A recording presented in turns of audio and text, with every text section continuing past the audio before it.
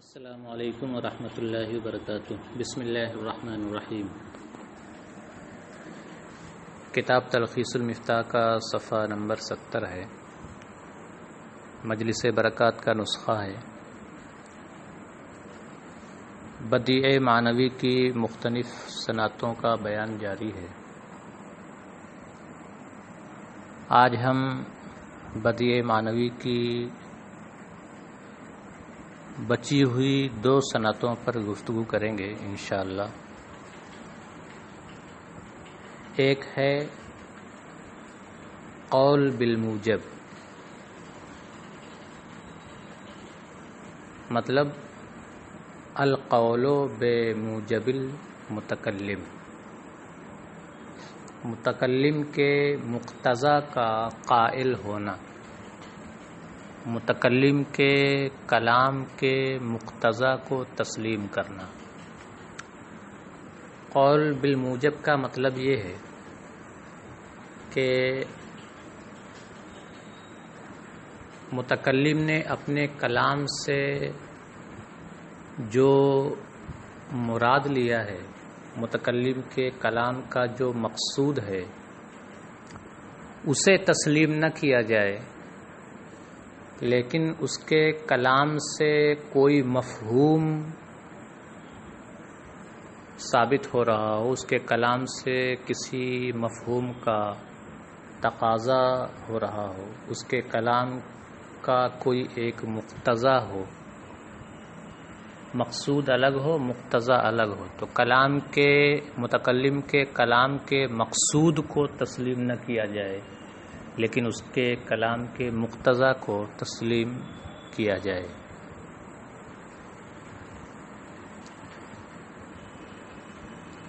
القول بالموجب کی 2 قسمیں ہیں۔ ان قسموں کو آپ سمجھیں گے تو یہ مقصود اور مقتضی بھی واضح ہوگا۔ قول بالموجب کی ایک قسم یہ ہے کہ کسی غیر کے کلام میں کوئی صفت واقع ہو اور وہ صفت کسی شے سے بطور کنایہ مذکور ہو، وہ صفت کسی ایسی شے سے کنایے کے طور پر واقع ہو جس شے کے لیے کوئی حکم ثابت کیا گیا ہو۔ کسی غیر کے کلام میں کوئی صفت کسی ایسی شے سے کنایے کے طور پر واقع ہو جس شے کے لیے کوئی حکم ثابت کیا گیا ہو، تو آپ اس صفت کو اس شے کے غیر کے لیے ثابت کر دیں۔ متکلم نے اس صفت کو کسی شے کے لیے ثابت کیا تھا، کسی شے سے کنایے کے طور پر ذکر کیا تھا، آپ اس صفت کو اس شے کے غیر کے لیے ثابت کر دیں۔ ہاں،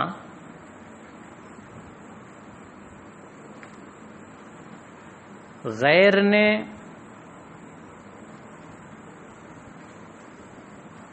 اس شے کے لیے جو حکم ثابت کیا تھا،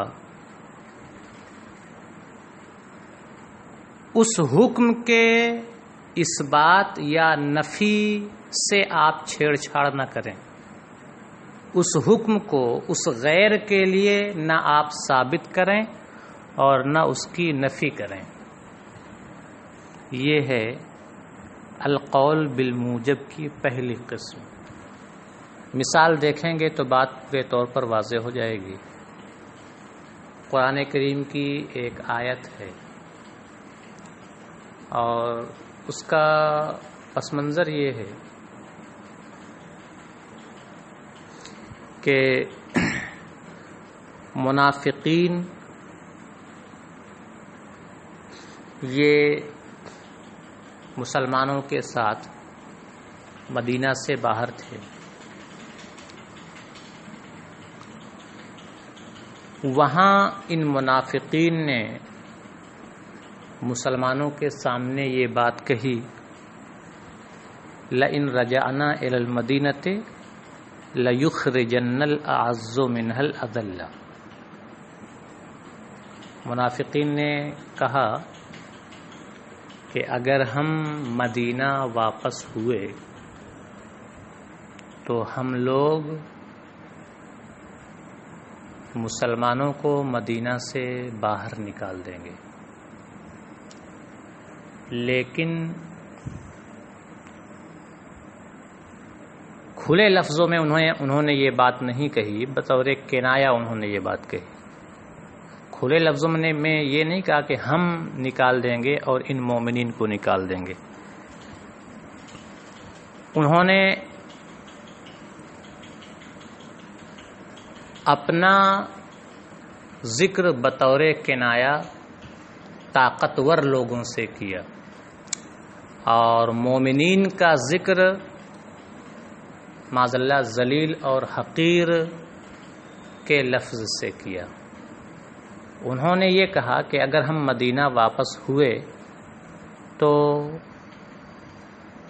زور آور لوگ، حقیر اور ذلیل لوگوں کو وہاں سے ضرور نکال دیں گے۔ انہوں نے یہ بات کہی، اگر ہم مدینہ واپس ہوئے تو زور آور طاقتور لوگ، ذلیل اور حقیر لوگوں کو وہاں سے مدینہ سے نکال دیں گے، یہ بات کہی۔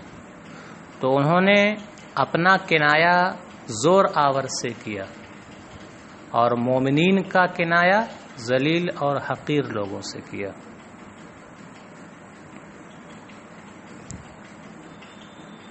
یہاں دیکھیں، یہ کلام منافقین کا ہے، تو یہ کلام غیر ہے، غیر کا کلام ہے۔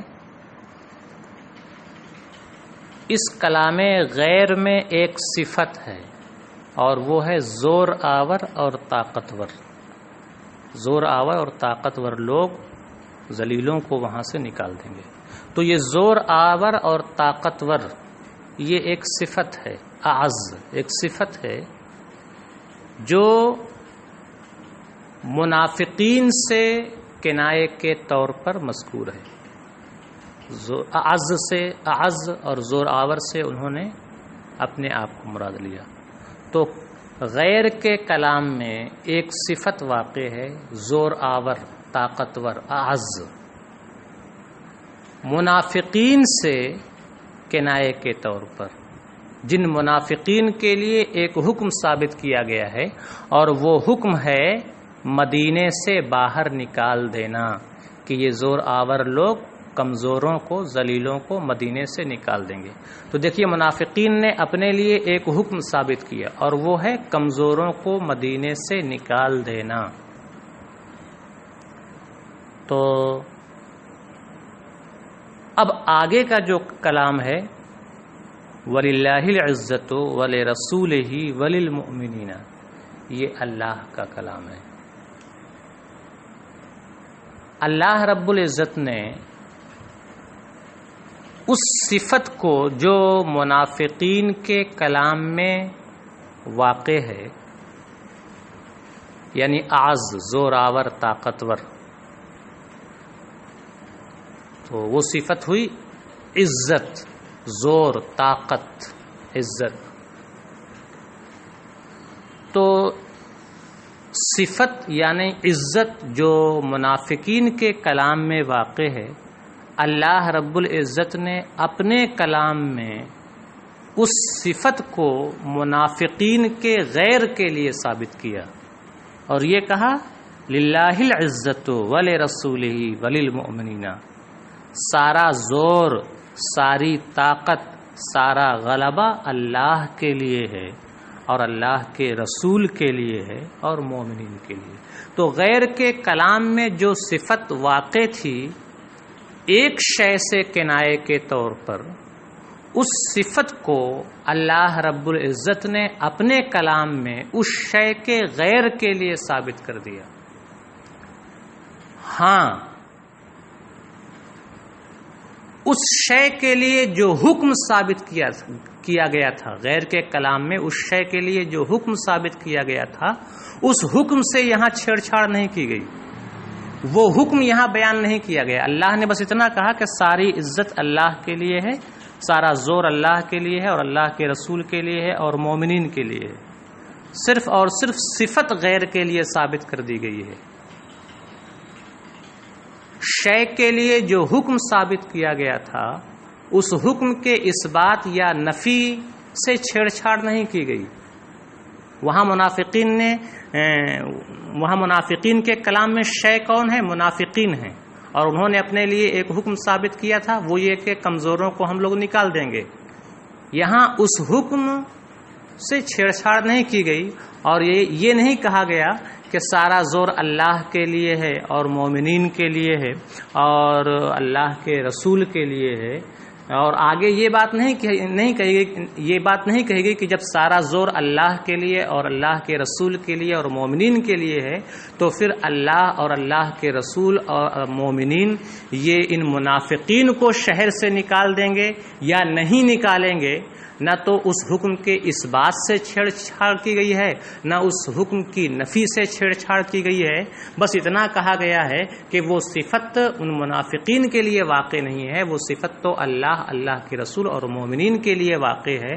ہاں یہ زور آور لوگ یعنی اللہ کے رسول اور مومنین یہ ان منافقین کو شہر سے نکالیں گے یا نہیں نکالیں گے تو حکم کے اس بات یا نفی سے چھیڑ چھاڑ نہیں کی گئی ہے، اس کا تذکرہ نہیں کیا گیا ہے. اب یہاں دیکھیں، منافقین نے بات کہی تھی کہ لئن رجعنا الی المدینۃ لیخرجن الاعز منها الاذل، اگر ہم شہر مدینہ واپس ہوئے تو زور آور لوگ ذلیل لوگوں کو وہاں سے ضرور نکال دیں گے.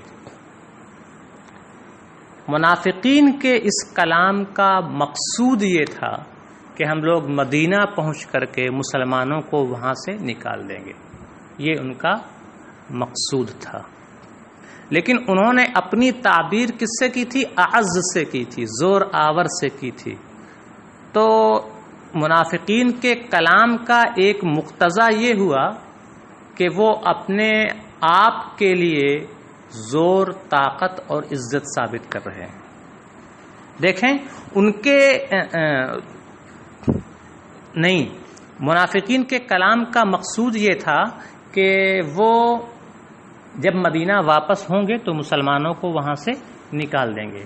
لیکن منافقین کے کلام میں یہ بات بھی ہے لَيُخْرِجَنَّ الْأَعَزُّ مِنْهَا الْأَذَلَّ، زور آور لوگ وہاں سے ذلیلوں کو نکال دیں گے.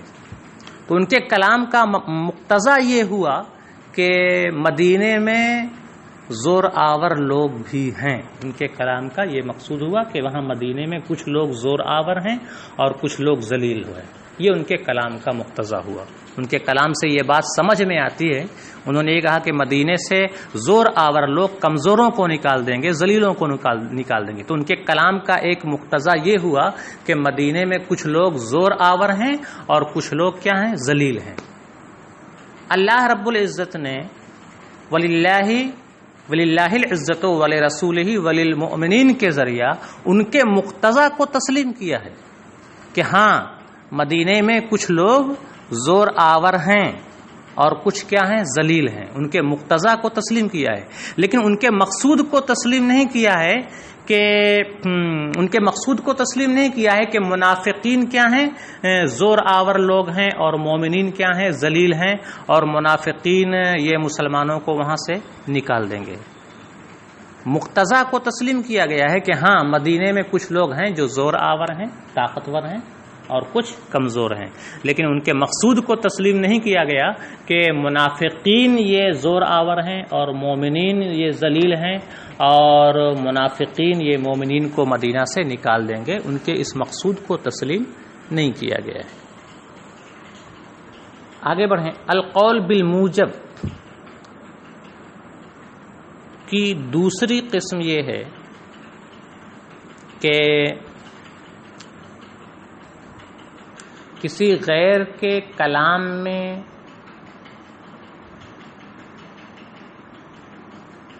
واقع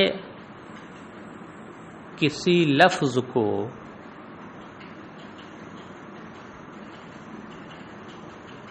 اس غیر کی مراد کے برخلاف کسی ایسے معنی پر محمول کیا جائے جس معنی کا وہ لفظ احتمال بھی رکھتا ہو۔ کیسے محمول کیا جائے؟ اس لفظ کے کسی متعلق کا تذکرہ کر کے اس لفظ کو اس غیر کی مراد کے برخلاف کسی ایسے معنی پر محمول کیا جائے جس معنی کا وہ لفظ احتمال بھی رکھتا ہو۔ پھر سے سن لیں، غیر کے کلام میں واقع کسی لفظ کو اس کے متعلق کا تذکرہ کر کے اس غیر کی مراد کے برخلاف کسی ایسے معنی پر محمول کیا جائے جس معنی کا وہ لفظ احتمال بھی رکھتا ہو۔ مثال دیکھیں تو بات واضح ہو۔ ایک شعر ہے، قلت ثقلت اذ اتیت مرارا قال ثقلت کاہلی بالایادی۔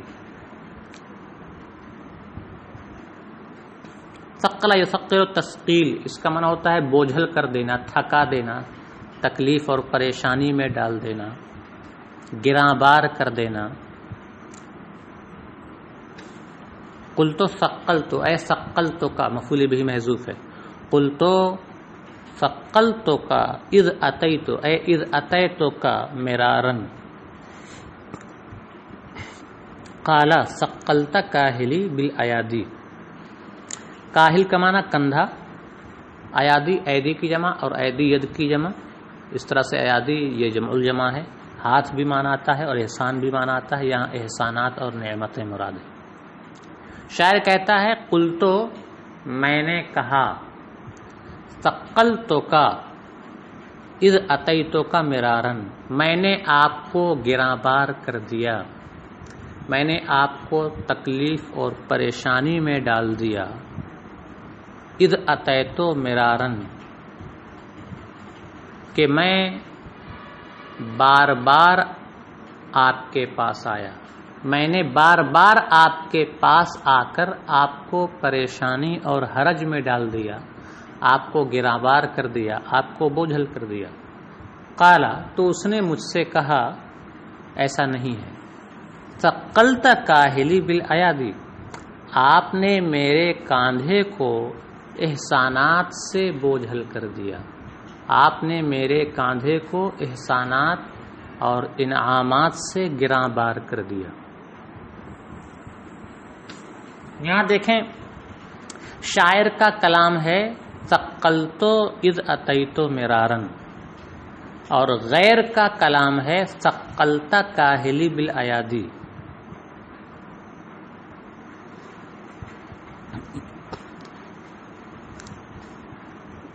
یوں کہیں کہ ثقلت اذ اتیت مرارا، یہ شاعر کا کلام ہے جسے ہم غیر کہیں گے، شاعر کو ہم غیر کہیں گے۔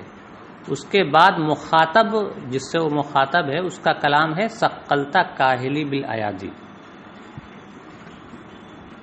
متکلم کے کلام میں بھی ثقلتو ہے، تثقیل ہے، اور متکلم کے مخاطب کے کلام میں بھی ثقلتا ہے، یہاں متکلم کا صیغہ ہے، وہاں حاضر کا صیغہ ہے۔ تو بوجھل کرنا، گراں بار کرنا دونوں کے کلام میں ہے۔ متکلم کے کلام میں جو ثقلتو ہے، جو تثقیل ہے، اس کی مراد کچھ اور ہے، اور مخاطب کے کلام ثقلتا میں جو تثقیل ہے، جو بوجھل کرنا ہے، اس کی مراد کچھ اور ہے، دونوں کی مراد الگ الگ ہے۔ شاعر متکلم کے کلام ثقلتو میں جو تثقیل ہے، گراں بار کرنا ہے، اس کی مراد یہ ہے کہ میں نے آپ کو پریشانی اور حرج میں ڈال دیا. یہاں تثقیل کا معنی کیا ہے؟ میں نے آپ کو پریشانی اور حرج میں ڈال دیا. لیکن مخاطب کے کلام میں جو ثقلتا ہے وہاں جو تثقیل ہے وہ تثقیل پریشانی اور حرج میں ڈالنے کے معنی میں ہے ہی نہیں. یہاں جو ثقلتا ہے، یہاں جو تثقیل ہے، یہ شاعر متکلم کی مراد کے برخلاف دوسرے معنی پر محمول ہے، ایک متعلق کا تذکرہ کر کے، اور وہ متعلق ہے بالایادی. مخاطب نے صرف کیا کیا ہے؟ ثقلتا اٹھا لیا ہے اور اس کے ساتھ اس کا متعلق ذکر کر دیا ہے، اور وہ بالایادی ہے.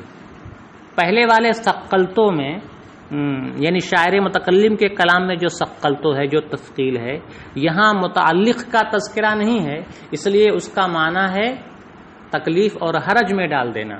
لیکن مخاطب کے کلام میں جو ثقلتا ہے اس کے ساتھ اس کا متعلق بالایادی بھی مذکور ہے. تو ثقلتا بالایادی کا اب معنی ہو جائے گا آپ نے احسانات کے ذریعہ میرے کاندھے کو بوجھل کر دیا، یعنی آپ نے مجھ پر بے شمار احسانات کیے ہیں، تو تکلیف کیسی، حرج کیسا، پریشانی کیسی.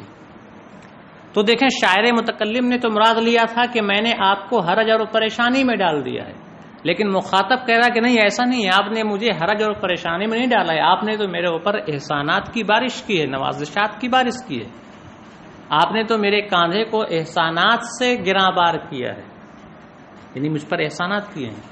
تو پہلا والا جو پہلے شاعر متکلم کے کلام میں جو تثقیل ہے اس کا کچھ اور معنی ہے، اور مخاطب کے کلام میں جو تثقیل ہے اس کا کچھ اور معنی ہے. صرف متعلق کا تذکرہ کر دیا گیا تو معنی کیا ہو گیا؟ چینج ہو گیا. یہی ہے غیر کے کلام میں واقع لفظ کو اس غیر کی مراد کے برخلاف محمول کرنا کسی ایسے معنی پر جس کا وہ احتمال بھی رکھتا ہو. اور احتمال کیسے رکھے گا؟ متعلق کا تذکرہ کر دیا بالایادی کا تو معنی چینج ہو گیا. یہ ہوا القول بالموجب کی دوسری قسم ہوئی ہے. اب عبارت کا ترجمہ دیکھیں. صاحب کتاب کہتے ہیں وَمِنْهُ الْقَوْلُ بِالْمُوجَبِ وَهُوَ ضربان. بدیع معنوی کی ایک صنعت القول بالموجب ہے اور اس کی دو قسمیں ہیں. احدہما ان تقع صفۃ فی کلام الغیر کنایۃ عن شیء اثبت له حکما. قول بالموجب کی ایک قسم یہ ہے کہ غیر کے کلام میں کوئی صفت اس شے سے کنایے کے طور پر واقع ہو جس شے کے لیے کوئی حکم ثابت کیا گیا ہو. فَتُثْبِتُهَا لِغَيْرِهِ مِنْ غَيْرِ تَعَرُّضٍ لِثُبُوتِهِ لَهُ أَوْ انْتِفَائِهِ عَنْهُ. تو آپ اس صفت کو اس شے کے علاوہ کسی اور کے لیے ثابت کر دیں، ہاں اس حکم کے اس غیر کے لیے ثابت ہونے یا ثابت نہ ہونے سے چھیڑ چھاڑ نہ کریں، یعنی اس کا تذکرہ نہ کریں. جیسے یقولون لئن رجعنا الى المدینۃ لیخرجن الاعز منها الاذل وللہ العزۃ ولرسولہ وللمؤمنین. منافقین کہتے ہیں کہ اگر ہم مدینہ واپس ہوئے تو زور آور لوگ وہاں سے ذلیلوں کو ضرور نکال دیں گے. منافقین کے اس کلام میں ایک صفت واقع ہے اور وہ ہے اعز، زور آور لوگ. اور یہ اعز بطور کنایا مذکور ہے منافقین سے، یعنی اعز کہہ کر کے انہوں نے اپنے آپ کو مراد لیا. منافقین نے اعز کہہ کر کے اپنے فریق کو مراد لیا کہ ہم لوگ کیا ہے نکال دیں گے مدینہ سے ذلیلوں کو.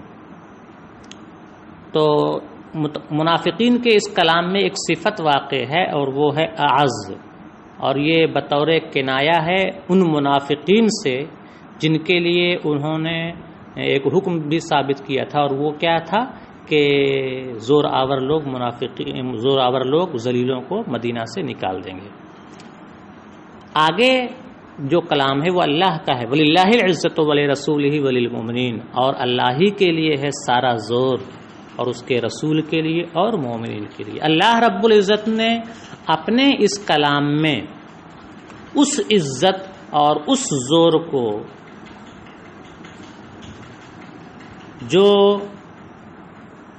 منافقین کے کلام میں واقع تھا اور منافقین سے بطور کنایا واقع تھا، اسے اللہ رب العزت نے منافقین کے غیر کے لیے ثابت کر دیا، یعنی اللہ کے لیے، اللہ کے رسول کے لیے اور مومنین کے لیے، اور فرمایا اور اللہ ہی کے لیے ہے ساری عزت، سارا زور، اور اللہ کے رسول کے لیے اور مومنین کے لیے۔ ہاں، منافقین نے اپنے لیے جو حکم ثابت کیا تھا کہ ہم مدینہ سے ذلیلوں کو نکال دیں گے، تو اس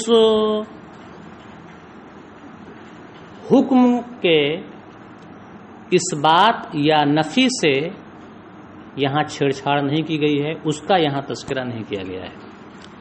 آگے بڑھیں، دوسری قسم، حمل و لفظ وقع فی کلام الغیر علی خلاف مرادہ، غیر کے کلام میں واقع کسی لفظ کو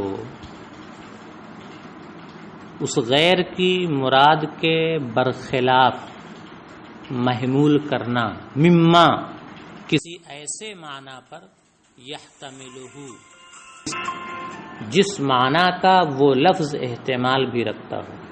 کیسے محمول کرنا؟ بذکر متعلق ہی، اس لفظ کے متعلق کو ذکر کر کے۔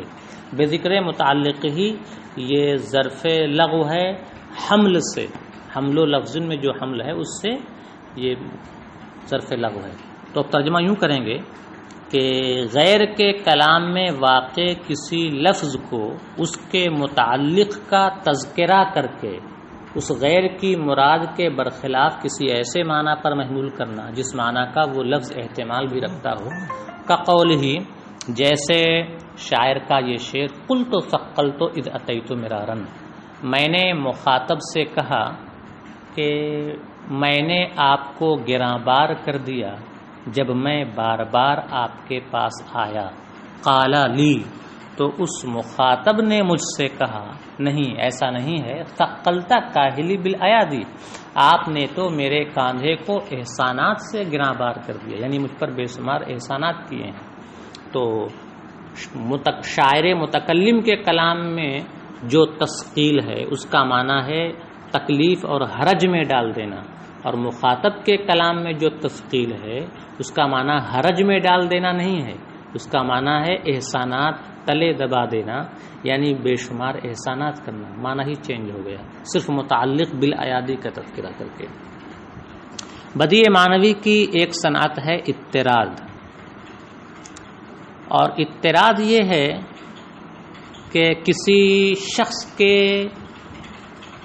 اسماء اور اس کے آباء و اجداد کے اسماء کو ولادت کی ترتیب کے حساب سے ذکر کیا جائے۔ جس کی ولادت سب سے بعد میں ہوئی ہے اس کا ذکر کیا جائے، پھر اس کے باپ کا ذکر کیا جائے، پھر اس کے باپ کے باپ کا ذکر کیا جائے، پھر اس کے باپ کے باپ کا باپ کا ذکر کیا جائے۔ پہلے بیٹے کا تذکرہ، پھر باپ کا تذکرہ، پھر دادا کا تذکرہ، پھر پردادا کا تذکرہ، پھر اس کے اوپر والے دادا کا تذکرہ، پھر اس کے اوپر والے دادا کا تذکرہ۔ ولادت کی ترتیب کے حساب سے کیا ہے؟ کسی شخص کے نام اور اس کے آباء و اجداد کے نام ذکر کیے جائیں، کسی بھی شخص کے، وہ ہمارا ممدوح ہو یا ہمارا ممدوح نہ ہو، کوئی بھی ہو، جب اس کا ذکر کیا جائے اور اس کے آباء و اجداد کا ذکر کیا جائے تو ولادت کی ترتیب کے حساب سے نام ذکر کیے جائیں۔ بہت آسان ہے۔ ومنہ الاضطراد، بدیع معنوی کی ایک صنعت اضطراد ہے، وہو ان تأتی باسماء الممدوح او غیرہ واسماء آبائہ علی ترتیب الولادۃ من غیر تکلف۔ اضطراد یہ ہے کہ آپ ممدوح یا ممدوح کے علاوہ کسی اور کے نام اور اس کے آباء و اجداد کے نام ولادت کی ترتیب کے حساب سے ذکر کریں، من غیر تکلف، اور اس تذکرے میں کسی قسم کا کوئی تکلف نہ ہو۔ کہنے کا مطلب یہ ہے کہ جب آپ بیٹے کا، پھر باپ کا، پھر اس کے دادا کا، پھر پردادا کا نام تذکرہ کریں گے تو یہاں اضافت کئی آ جائیں گی، تو تتابع اضافات ہوگا۔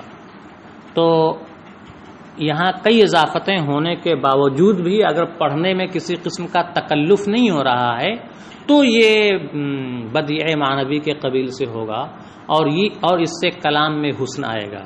اگر کسی قسم کا تکلف ہو رہا ہے پڑھنے میں تو پھر یہ بدیع معنوی میں سے نہیں ہوگا اور اس سے کلام میں حسن نہیں بلکہ قبح پیدا ہوگا۔ تو اسما کا تذکرہ ہو رہا ہو لگاتار مسلسل اور کسی قسم کا تکلف بھی نہ ہو رہا ہو تو یہ بدیع معنوی کی صنعت ہے اور حسن اس سے کلام میں آئے گا، تکلف نہیں آنا چاہیے۔ ترجمہ دیکھیں، اطراد کریں وہو ان تأتی باسماء الممدوح او غیرہ و اسماء آبائہ علی ترتیب الولادۃ من غیر تکلف۔ اطراد یہ ہے کہ آپ ممدوح وغیرہ کے نام اور اس کے آباء و اجداد کے نام کسی قسم کے تکلف کے بغیر ولادت کی ترتیب کے حساب سے ذکر کریں۔ جیسے شاعر کا شعر ہے، ان یقتلوک فقد سللت عروشہم بعتیبۃ بن الحارث بن شہابی۔ ان یقتلوک، اگر وہ تمہیں قتل کر دیں، فقد سللت عروشہم، جزا محذوف مان لیں، فلا قلق لی، تو مجھے کوئی افسوس نہیں ہوگا۔ کیوں؟ آگے اس کی وجہ بیان کی جا رہی ہے۔ فقد سللت عروشہم، عروش عرش کی جمع تخت، اور تخت بول کر کے عرش بول کر کے حکومت، سلطنت، عزت، دبدبہ، جاہو جلال بھی مراد دیتے ہیں۔ اور فلل تو فلا یفلو، اس کا معنی ہوتا ہے منہدم کر دینا، گرا دینا، ڈھا دینا، تباہ و برباد کر دینا، ملیا میٹ کر دینا۔ تو اب ترجمہ بے عتیبۃ اے بے قتل عتیبۃ، اب ترجمہ ہوگا اگر وہ تمہیں قتل کر دیں تو مجھے کوئی ملال نہ ہوگا کہ تو نے ان کی حکومت اور ان کی سلطنت کو ملیا میٹ کر دیا ہے، کہ تو نے ان کی شان و شوکت، ان کے جاہ و جلال کو ختم کر دیا ہے۔ بے عتیبۃ بن الحارث بن شہاب، عتیبہ بن حارث بن شہاب کا قتل کر کے تو نے ان کی عزت ملیا میٹ کر دی ہے، اس لیے اگر وہ تجھے قتل کرتے ہیں تو مجھے افسوس نہیں ہوگا۔ اگر وہ تجھے قتل کر دیں تو مجھے کوئی افسوس نہ ہوگا کہ تو نے ان کی حکومت ختم کر دی ہے عتیبہ بن حارث بن شہاب کا قتل کر کے۔ یہاں دیکھیں عتیبہ کا نام ذکر کیا گیا اور اس کے باپ کا اور اس کے دادا کا نام ذکر کیا گیا، لیکن ولادت کی ترتیب کے حساب سے، پہلے عتیبہ کا، پھر اس کے باپ کا، پھر اس کے دادا کا نام ذکر کیا گیا۔ یہ ہے اطراد۔ آج کا سبق یہیں پر مکمل ہوتا ہے۔ السلام علیکم ورحمۃ اللہ وبرکاتہ۔